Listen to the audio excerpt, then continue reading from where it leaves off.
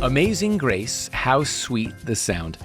Even those raised outside the church know those words and the melody that goes with it. Amazing Grace is the world's most famous hymn, and most people, when they sing it, find comfort.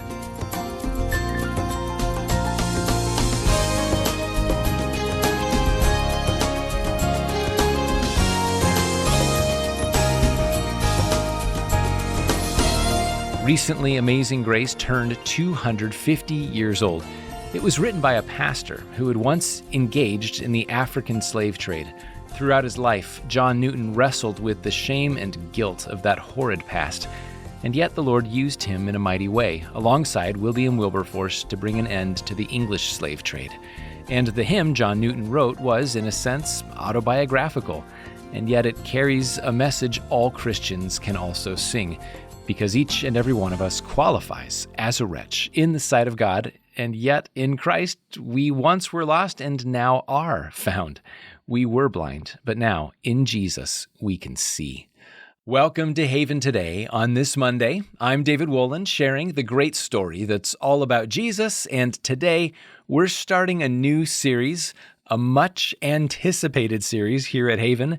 And in a sense, it's been in the works for several years. I'll explain why in a moment. This is a series called The Surprising Story of Amazing Grace. We've been talking a lot about hymns recently, but we waited until now to talk about Amazing Grace because today we here at Haven are releasing our first ever full-length film. It's a docudrama telling the story of John Newton's life, how he went from being the captain of a slave ship in the 1700s to giving his life to Christ, becoming a pastor, and ultimately writing the world's most famous hymn, Amazing Grace. And the film is called Amazing Grace, The Untold Story. But really, there are two stories intertwined. One is John Newton's, the other is the story of the hymn itself. Amazing Grace took on a life of its own from one century to the next, and that story is surprising. And it's probably the best jumping off point, because who doesn't know Amazing Grace? Its words are theologically sound, the verses are gospel-shaped, and they point us to Jesus Christ alone for our hope. And yet, this is the part I find so fascinating, even those who don't follow Jesus are still drawn to it. And especially in times of crisis, tragedy, or mourning, they'll sing it and be moved to tears. Why is that? And that's not all. Amazing Grace has become an anthem in the African American and British African churches, eventually being sung by many during the civil rights movement as an anthem. There's a real tension here, because the hands of its writer, John Newton, are guilty with the blood of kidnapped Africans on his slave ship, where he served as captain on multiple voyages as a younger man. Over 400 men, women, and children were sent into the chattel slavery system of the 1700s, dozens of them dying in the horrific conditions on his ship en route. And so John Newton was personally involved in this. And yet, years later, after coming to Christ, he wrote Amazing Grace. And today, the Black community has embraced it as their own. That is worthy of notice. Clearly, there's something powerful and transcendent going on here, and that's part of the reason we made this film, so that the world at large might be intrigued, sit up, take notice, and be drawn in by this question. And the film answers it. In a sense, the hymn itself answers it. The power of Amazing Grace is that grace is truly amazing. And more specifically, the grace that can only be found in Jesus Christ. That's amazing grace. It's amazing enough to save a wretch like John Newton, and a wretch like me, and a wretch like you. So this is a deeply moving, powerful film, and right now, the only place you can get access to Amazing Grace, The Untold Story, is through Haven Today. The vision for this project started with my predecessor, Charles Morris. You'll be joining me for a longer conversation later in the week, but as we're releasing it here today, I want you to hear Charles giving a sense of the scope for this milestone project from Haven. We were going to start out by making a very modest documentary And that grew and grew. And then just before we started filming in Olding, England, the Lord somehow provided the means to be able to do this. And just before we started filming in England, we did some of the filming, the shipwreck scene. We filmed that in the San Diego harbor on a couple of tall ships that are there that you can rent that have been used in many movie projects. One of the young guys that was helping us, the line producer, actually knows John Rhys Davies, who he played Gimli, and he was in Lord of the Rings and also Indiana Jones. And this line producer we had was telling him about the project, and he said, I think you need to make a docudrama, not just a documentary. Can I be the old man John Newton? And he got us the middle-aged John Newton, which was when Amazing Grace was written. That actor played in some of the Batman movies. And then we were able to find a 21-year-old who had been a star on a Nickelodeon channel TV show. And he portrayed the young John Newton at sea, working on a slave ship, and just the horrific side of being in the slave trade as well. We'll hear more from Charles later in the program, but I think I can guarantee this. You've never heard the story of Amazing Grace, the true story, like this. Amazing Grace, the untold story on DVD, is available exclusively through Haven today because we made it. And it's our way of saying thank you for your gift to support this Christian media ministry, which broadcasts all over North America, telling the great story that's all about Jesus. So you can give by phone at 865-HAVEN. Don't forget to request Amazing Grace, the untold story on DVD when you do. Again, 865-HAVEN, or you can give online at haventoday.org. And while you're there, check out the movie trailer and you'll see how epic this feature-length docudrama is. And whether you select a one-time or a monthly gift, you can still get the DVD. The website, haventoday.org. This is Haven Today. I'm David Wollen, and today we're going to play an extended clip of Haven's new film, releasing to the public today, Amazing Grace, the Untold Story. What you're about to hear on video is incredible, but even just the audio is fascinating. Initially, we'll be hearing from Dr. Bruce Hindmarsh, one of the world's foremost experts on John Newton, and then it's a bit of a montage. Voices of historians and musicologists who explain the amazing history of Amazing Grace. Amazing Grace doesn't immediately become a popular song in England. Only hymns, the hymn book, goes through multiple editions in Newton's lifetime on both sides of the Atlantic. And the story of Amazing Grace and its popularity will ultimately be an American story.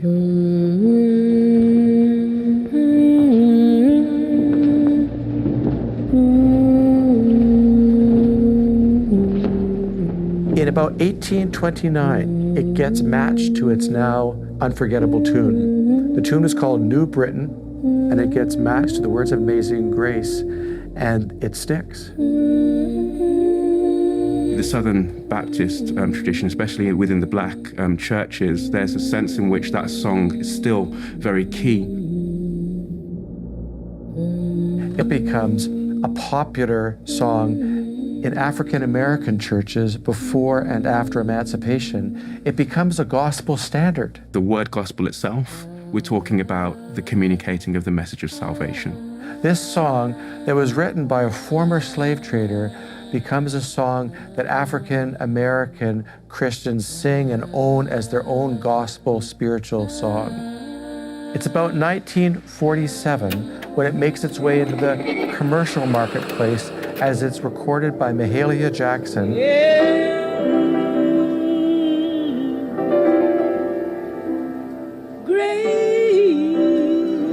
And it becomes a song that is played on the radio. How sweet. When we hear Aretha Franklin, what we're hearing is a connection with Mahalia Jackson, because Aretha was mentored by Mahalia. So there's a connection there, and also Aretha comes out of the Baptist tradition as well.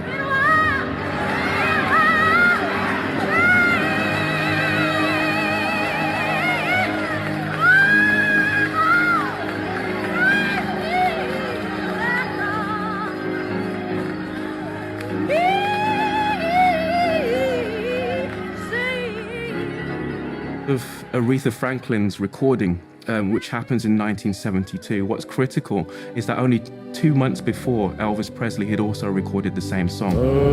Amazing grace, oh how sweet. The year before, John Lennon had released Imagine, which is this sort of atheistic cry, if you will, to say, well, imagine if there isn't anything after death. Imagine if there isn't a God. Imagine if there isn't, this kind of idea is responded to then, if you will, with these two seminal gospel albums from two very important individuals across popular culture. So there's a sense in which there's a conversation going on, which is really key. And I think that's one of the reasons why it became so important. When we sing it, we're not singing as John Newton, we're singing as ourselves. We're saying we are wretches, we are saved by God's amazing grace. And that's the beauty of it, is 10 million people singing this every year.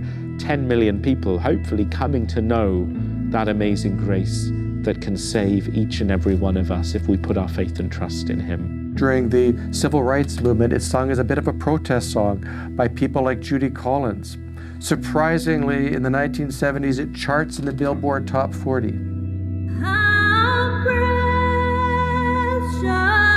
did that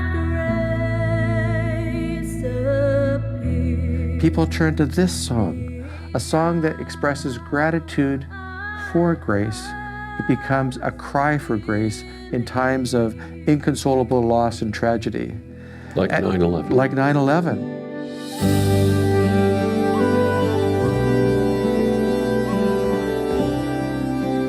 That first verse, where it's so much about the senses, amazing grace, how sweet the sound that saved a wretch like me. I once was lost, but now I'm found, was blind, but now I see. And I'm a partially sighted musician, so I can't see very well through my right eye. And I often think one day about how wonderful it'll be in eternity to be able to see perfectly again.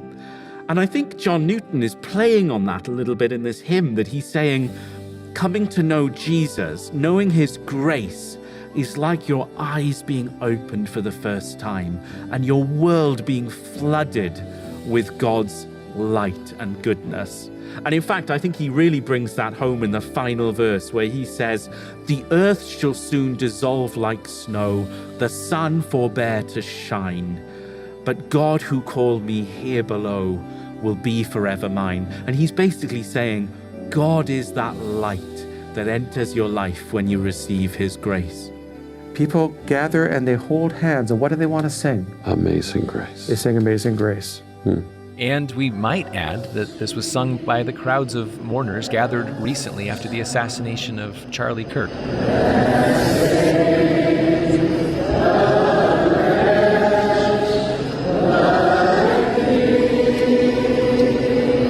If you're just joining us, I'm David Wollen. This is Haven Today, and we're hearing some extended cuts from the brand new film just released by Haven Today on this Monday.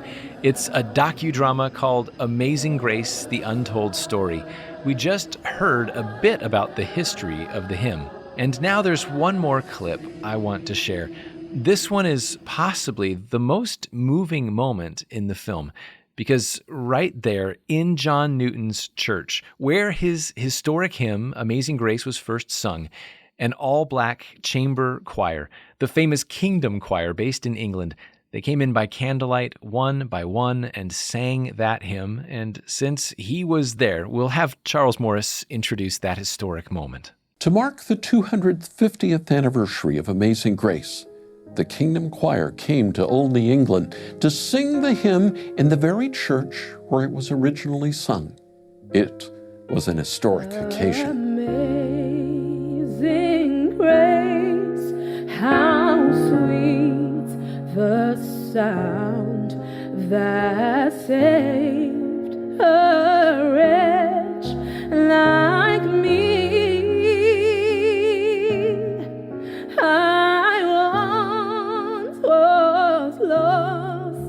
But now I am found. I've been thinking a lot about God's grace and how He gave away His Son.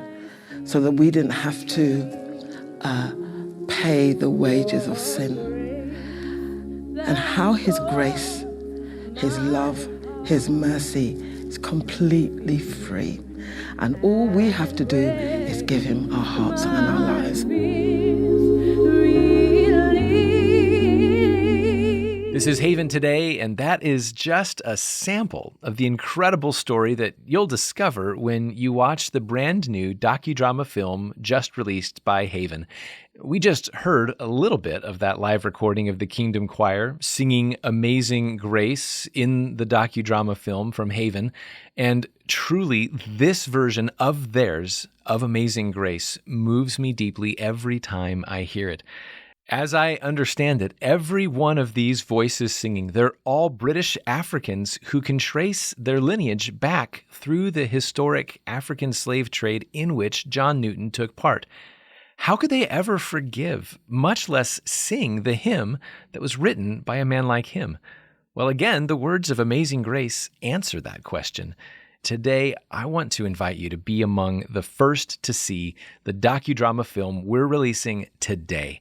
It's the first film of its kind from Haven, and we're so excited to share this with you. We have it on DVD here at Haven Today. I'll tell you how to get it in just a moment. But first, I should tell you, this film was made in such a way as to draw in people who are not from a Christian background. The story begins and builds, weaving its way through history, coming to a crescendo with some of what you heard earlier in the program, testifying to the matchless grace of Jesus. And the film ends on an evangelistic note. So we have a big vision for this. A lot of prayer went into it, and we're asking the Lord to use this film. Amazing Grace, the untold story on DVD, is our thank you for your gift of support to keep the message of Haven Today going forward. Every day, a new story to tell, but the message is always the same on Haven. It's all about Jesus. And it's gifts from people just like you that make it possible. And so would you stand with us in that mission today? You can make your gift and request your copy of the DVD Amazing Grace, The Untold Story by calling 865-HAVEN.